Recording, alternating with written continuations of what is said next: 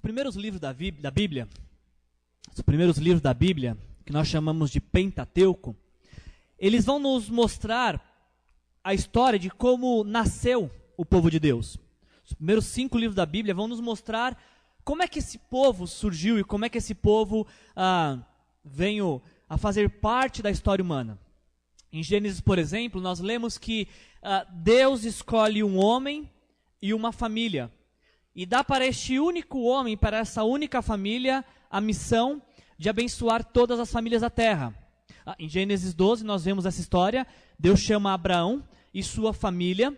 E a missão de Abraão, o motivo do chamado de Abraão, é que a partir de Abraão, todas as famílias da terra seriam abençoadas. Esse é o plano que Deus tem para essa família. E este é o propósito para o qual Deus chama essa família. Abençoem outras famílias, que a partir de vocês Deus seja conhecido, revelado e que os povos da terra sejam abençoados. Os descendentes de Abraão começam a crescer, começam a se multiplicar e chega um determinado momento da história em que os descendentes de Abraão vão morar no Egito, porque a terra de Canaã estava passando por um período de fome e os descendentes de Abraão vão morar no Egito. Só que quando eles chegam no Egito, eles começam a crescer e a se multiplicar de maneira espantosa. E o faraó e o povo egípcio, vendo esse crescimento acelerado dos hebreus, fica com medo. E então os egípcios resolvem escravizar o povo hebreu, o povo de Deus, porque eles não queriam que este grande povo se tornasse uma nação dentro da nação egípcia e se juntassem em uma futura guerra com os inimigos do Egito. Então, nós vamos ler lá em Êxodo capítulo 12, versículo 41, que o povo judeu, o povo hebreu, o povo de Deus, ficou no exílio, no cativeiro egípcio, viveu sobre o regime de escravidão durante 430 anos. Durante 430 anos, este povo está no Egito e esse povo está sofrendo o jugo pesado da escravidão.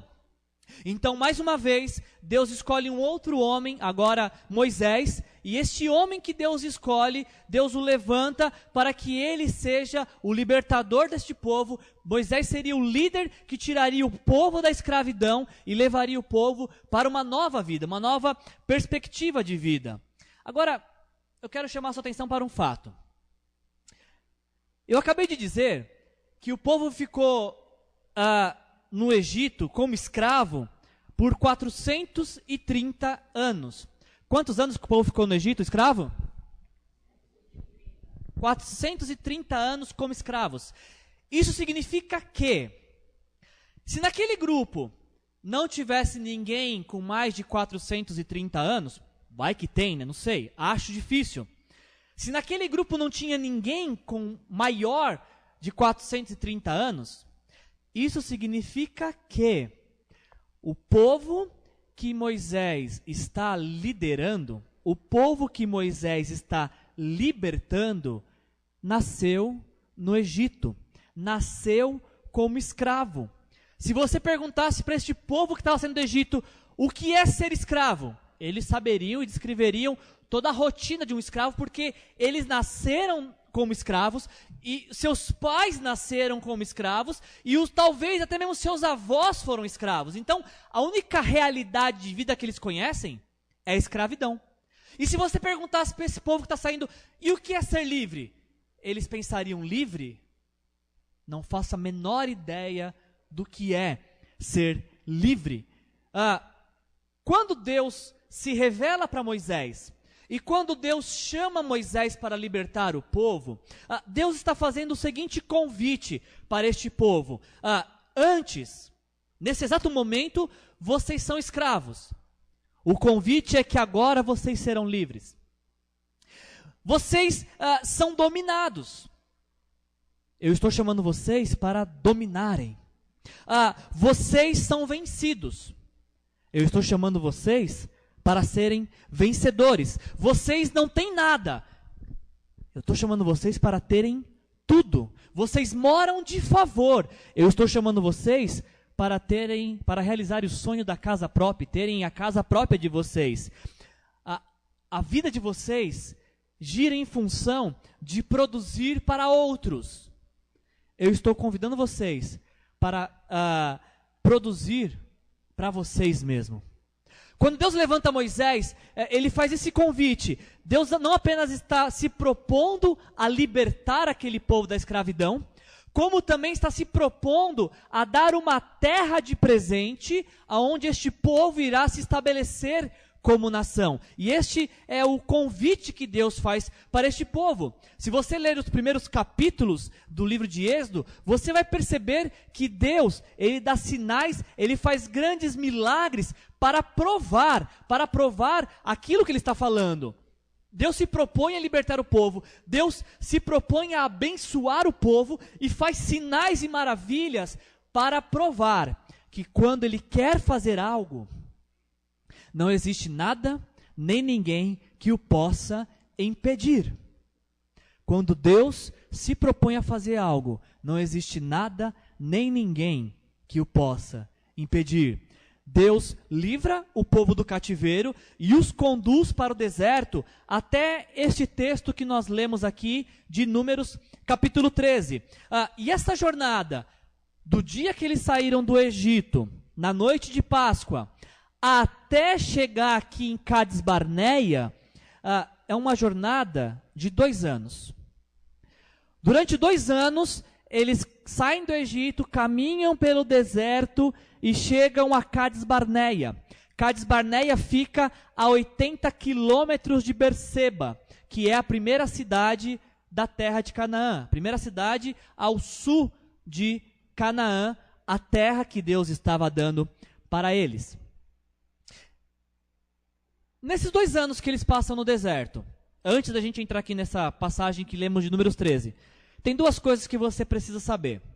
A primeira delas é que no deserto, Deus realizou, nesses 2 anos, Deus, os milagres que Deus realizou, ele não repetiu em nenhuma outra história bíblica.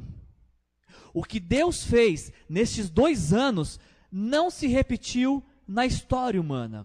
Durante esses 2 anos, Deus conduziu o povo pelo deserto, Deus cuidou do povo no deserto, Deus proveu para o povo no deserto.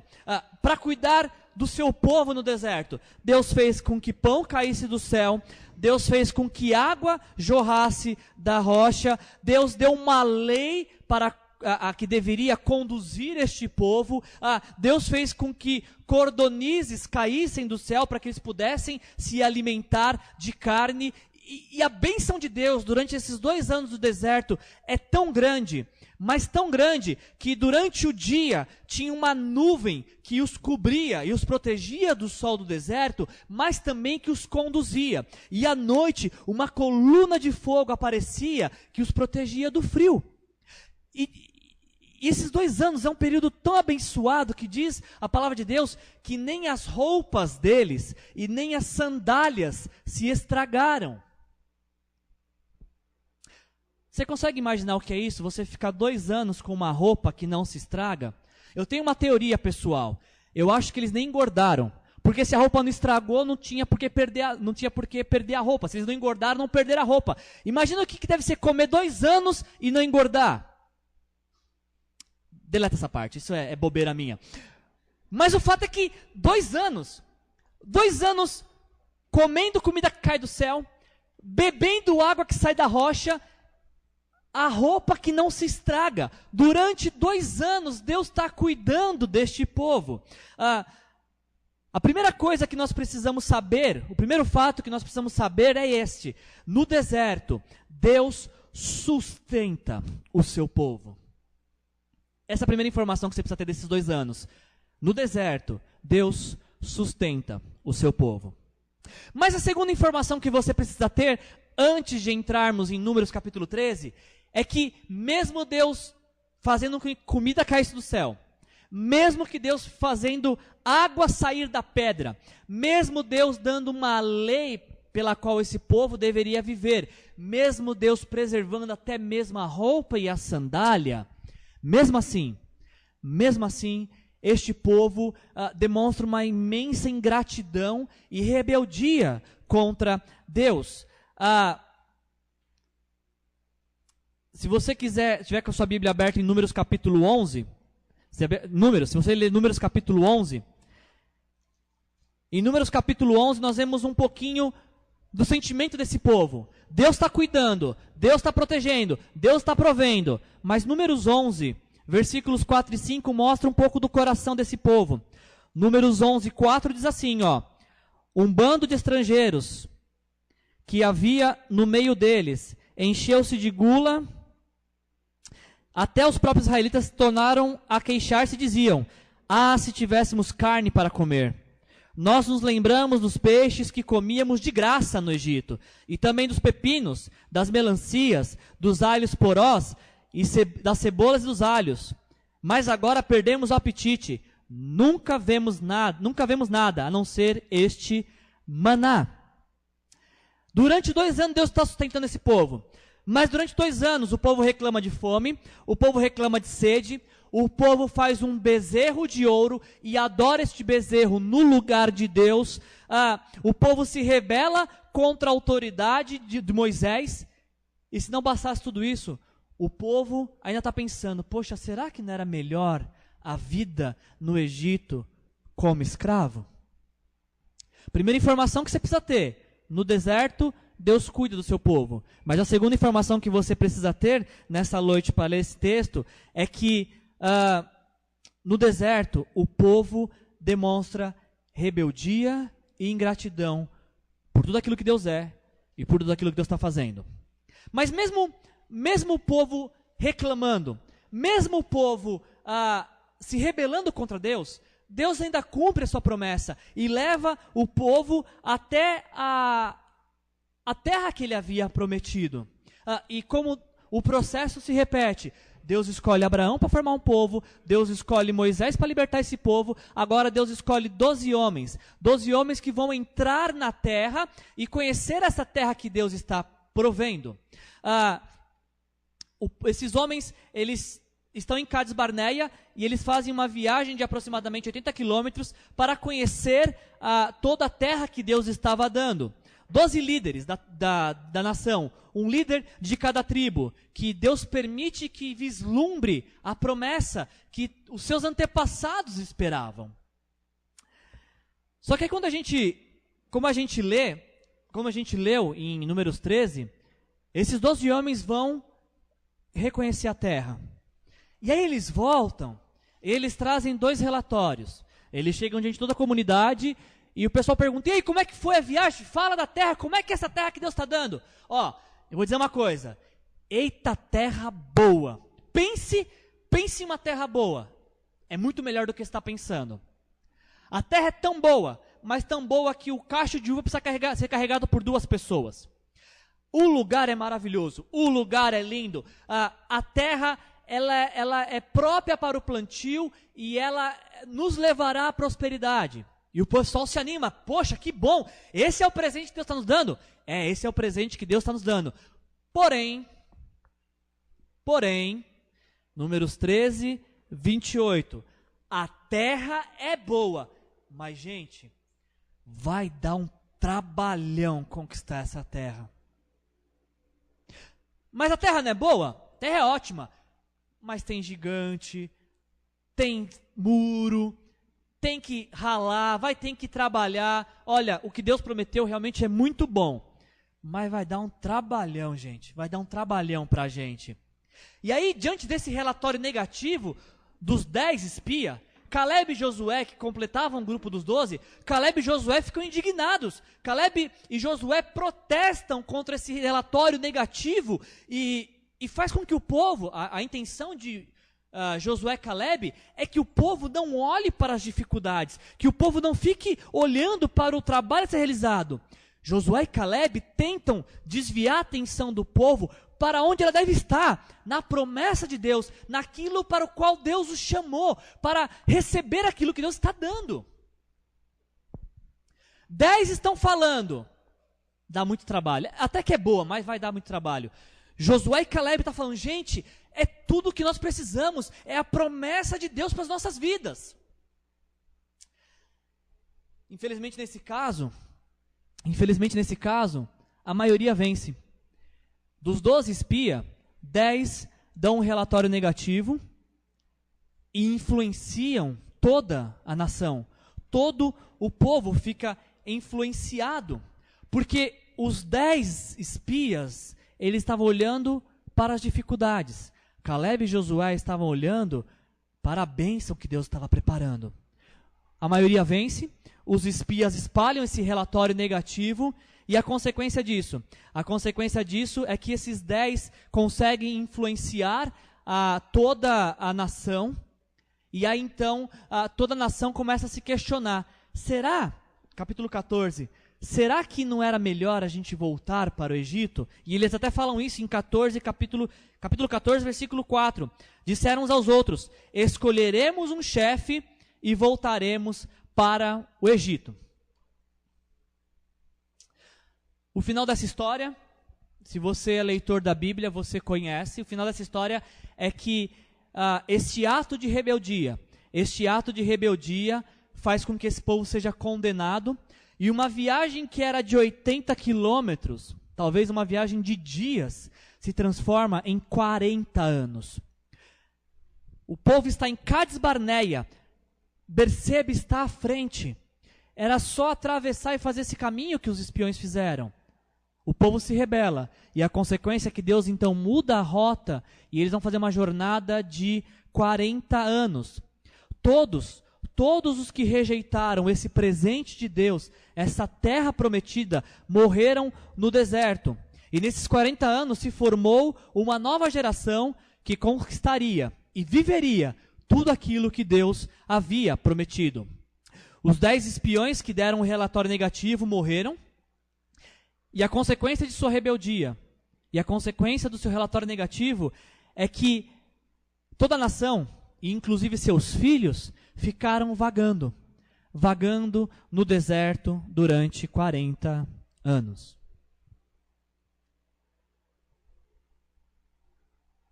Essa seria apenas mais uma história bíblica para nós contarmos nessa noite. Seria apenas uma história bíblica para nós conhecermos um pouco sobre o povo de Deus. Seria apenas uma história, se não fosse por um pequeno detalhe que o apóstolo Paulo vai nos falar no livro de Romanos. Abra lá sua Bíblia, por favor. Esse é um daqueles textos que você tem que ter destacado na sua Bíblia. Romanos, capítulo 15, versículo 4.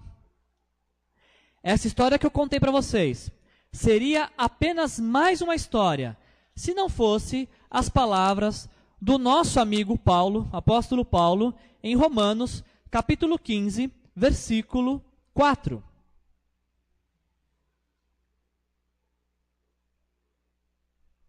Em Romanos, capítulo 15, versículo 4, Paulo diz assim: pois tudo o que foi escrito no passado foi escrito para o quê? Para nos ensinar, de forma que, por meio da perseverança e do bom ânimo procedente das Escrituras, mantenhamos a nossa esperança. Em 1 Coríntios capítulo 10, versículo 11, Paulo fala assim, estas coisas que aconteceram a eles, fazendo menção a essa história do Êxodo, Paulo fala em 1 Coríntios 10, 11, essas coisas que aconteceram a eles como exemplos e foram escritas como advertências a nós. A história que eu contei essa noite seria só uma história, se não fosse o fato de que a Bíblia foi escrita, como Paulo fala, para nosso ensino, para nossa instrução, para que possamos perseverar e ter bom ânimo que vem através das Escrituras. Toda vez que você e eu lemos a Bíblia, nós temos que fazer uma única pergunta: aonde eu me encaixo nessa história? Se a Bíblia se aquilo que foi escrito no passado, se a Bíblia foi escrita para o nosso ensino, se Paulo fala que tudo que o povo o povo judeu viveu serve para nós como exemplo, A pergunta que a gente tem que fazer nessa noite, e todas as vezes que nós lemos a Bíblia é: onde que eu me encaixo nessa história? O que é que esse texto está falando de mim ou da minha vida? Se tudo que a Bíblia, está escrito na Bíblia, foi escrito para nos ensinar, o que essa história me ensina nesta noite? Eu não sei como que essa palavra chega ao seu coração. Eu não sei como você acolhe essa palavra. E eu não sei o que você aprendeu nesta noite através desse texto e dessa leitura. Não sei como é que você se coloca nessa história de Números 13. Mas eu queria propor para você a seguinte conclusão para nós refletirmos e praticarmos através dessa mensagem. Eu concluo propondo, para que possamos refletir e praticar, que a vida é feita de escolhas. E todas as nossas escolhas nos trazem consequências. Tudo que foi escrito para que eu seja ensinado. Eu leio Números 13 e aprendo que toda a nossa vida é feita de escolhas. E nossas escolhas têm consequências. Esse é o tipo de coisa que nós nunca vamos evitar. Toda escolha traz uma consequência. Não escolher é uma escolha. Escolher errado também é uma escolha. Escolher certo é uma virtude. Toda escolha traz uma consequência. E até mesmo não escolher é uma escolha. Até mesmo não decidir, não se posicionar, não agir, também é uma escolha. E toda escolha traz consigo uma consequência. 12 líderes da nação foram enviados para contemplar e apalpar a bênção de Deus. Mas 10 deles voltam e dizem: olha, a bênção até que é boa, mas vai dar muito trabalho, então eu acho que eu prefiro voltar e ser escravo no Egito. A consequência disso é que eles morrem e os seus filhos sofrem por uma peregrinação no deserto. Seus filhos poderiam estar aproveitando dessa terra que mana leite e mel. Seus filhos poderiam estar aproveitando de ter uma terra, uma casa própria. Por conta de uma escolha errada, de uma decisão errada, estes homens morrem e seus filhos sofrem as consequências. Números capítulo 14, se você tiver fechado eu posso ler para você. Números capítulo 14, versículos 33 a 35. Números 14, 33 a 35. Diz assim: os seus filhos, Deus falando para esses homens que rejeitaram o presente de Deus, seus filhos serão pastores aqui durante 40 anos, sofrendo pela infidelidade de vocês, até que o último cadáver de vocês seja destruído no deserto. Durante 40 anos vocês sofrerão a consequência dos seus pecados e experimentarão a minha rejeição. Cada ano corresponderá a cada um dos 40 dias em que vocês observaram a terra. Eu, o Senhor, falei, e certamente farei essas coisas a toda essa comunidade ímpia que conspirou contra mim. Encontrarão o seu fim neste deserto. Aqui morrerão. Toda escolha traz uma consequência, não só para nossas vidas, como para a vida da nossa família. Eu li esse texto e preparei essa mensagem e meu coração se encheu de temor e medo. De pensar no tamanho da responsabilidade que eu tenho pela minha vida, a vida que Deus me deu, e pela vida da minha família. E pensar que uma decisão errada minha, uma decisão egoísta minha, uma omissão minha, pode trazer uma tragédia para a minha família. Nessa noite, nós precisamos nos perguntar: para onde nossas escolhas estão nos levando? E mais, estes 10 espias que deram relatório negativo, eles entram para a história como aqueles que não acreditaram nas promessas de Deus. Nessa noite, precisamos nos perguntar: como é que nosso nome será contado na história? Como é que o nosso nome será imortalizado?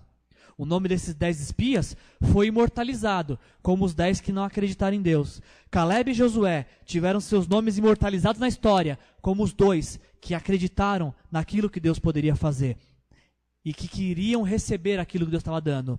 Como é que nosso nome será imortalizado na história? Essa é a primeira lição para nós refletirmos e praticarmos nessa noite. A segunda lição para refletirmos e praticarmos nessa noite é que o deserto é um lugar de tratamento e não de estadia. O deserto é um lugar de tratamento e não de estadia, de permanência. Fica muito claro para nós ao ler todos esses textos bíblicos, até chegar em Números capítulo 13, e ver que o desejo de Deus, o plano de Deus, semana passada a gente falou que Deus tem um plano para cada um de nós. O plano de Deus para este povo é que eles passassem por um período no deserto. E neste período Deus iria abençoá-los, iria cuidar deles, iria sustentá-los. Mas o deserto nunca foi. O deserto nunca foi um lugar escolhido por Deus para estabelecimento, para moradia. O deserto é lugar de passagem. O povo reconhece, não, realmente, Deus, a tua bênção é muito boa, mas já que vai dar muito trabalho conquistar o que o Senhor nos deu, a gente prefere abrir mão. Nós estamos falando de um povo, nesta noite, que está diante de um grande contraste, porque no deserto, eles são guiados por aquilo que eles viam.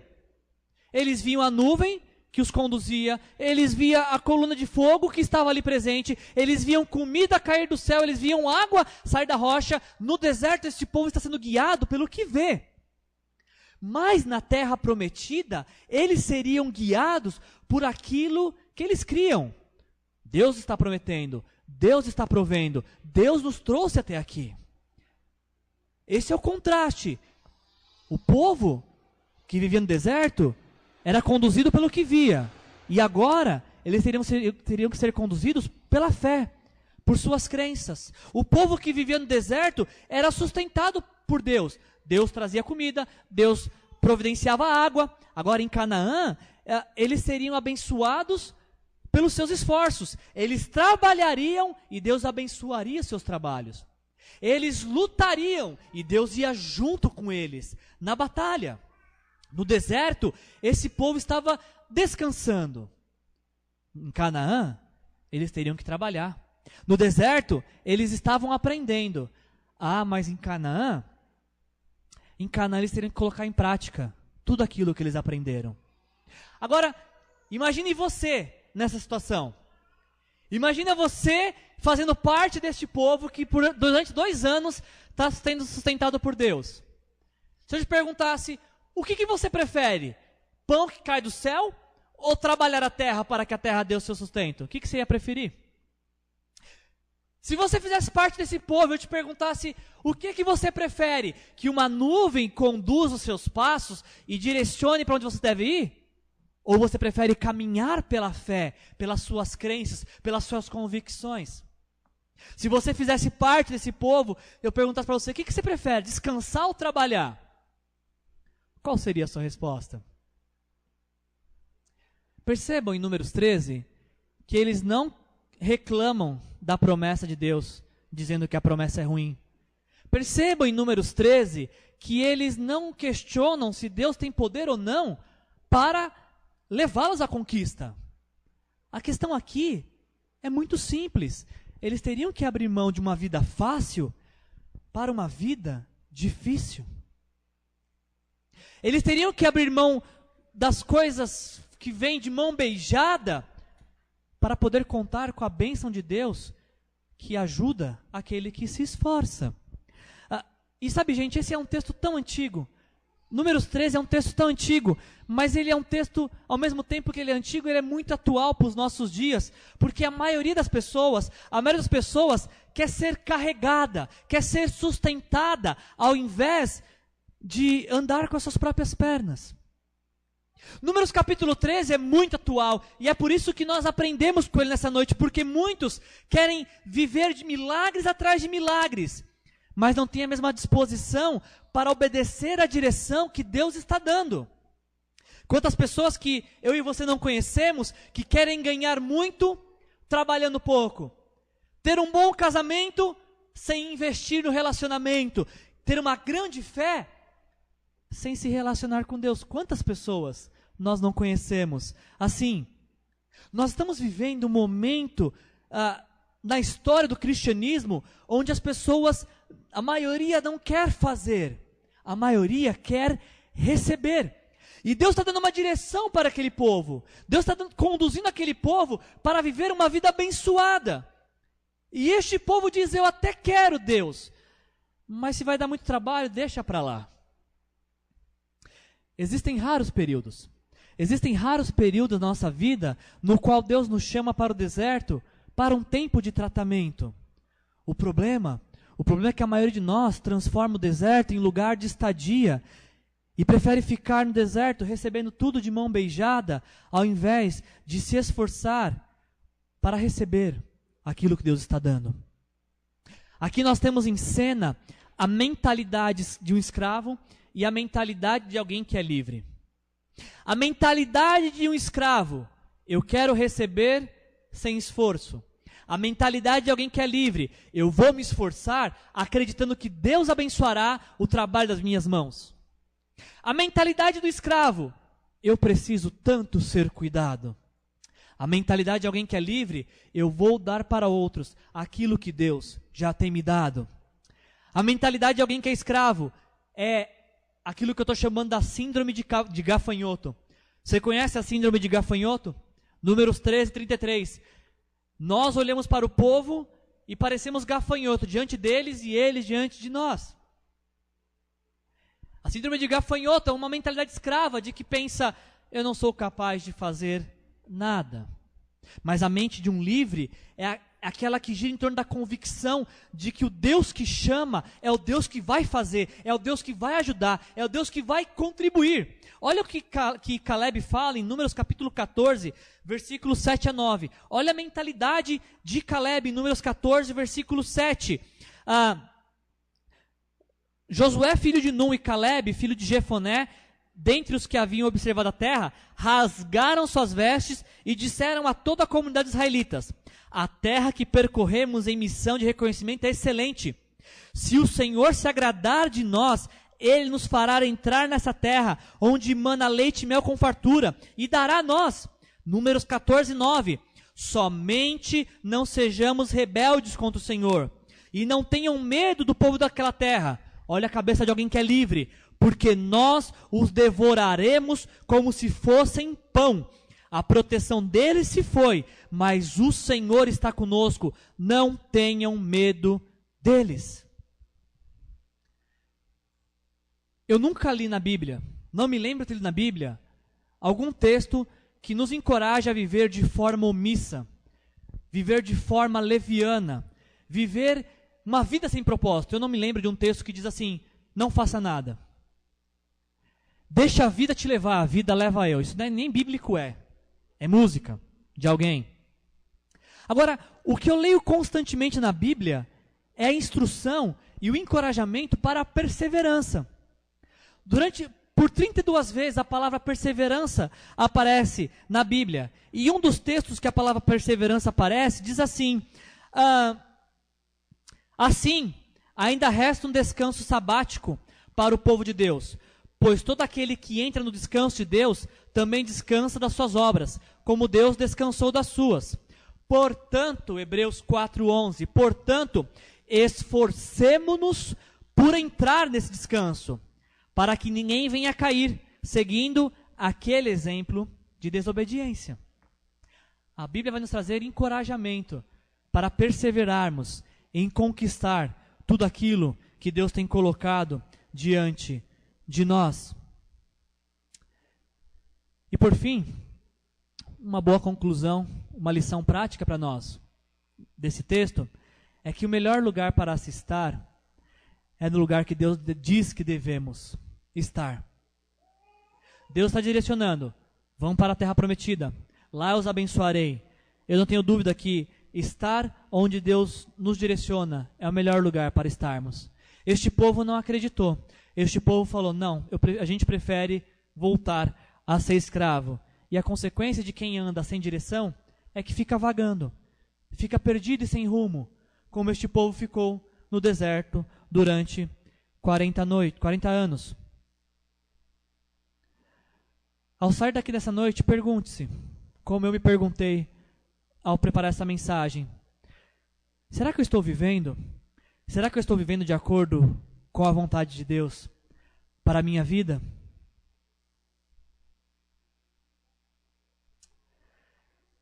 Será que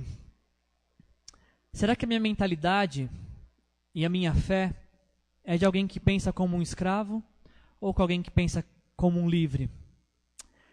Será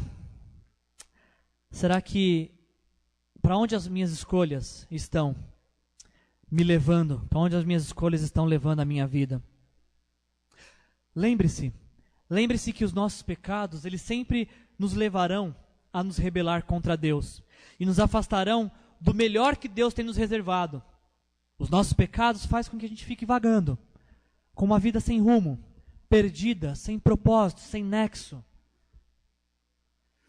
Mas a graça de Deus para nossas vidas é que Deus nos amou tanto, Deus nos ama tanto, que Ele entregou o seu único Filho, Jesus Cristo, o Deus Filho, alguém perfeito, para morrer pelos nossos pecados, para que a gente não viva mais vagando.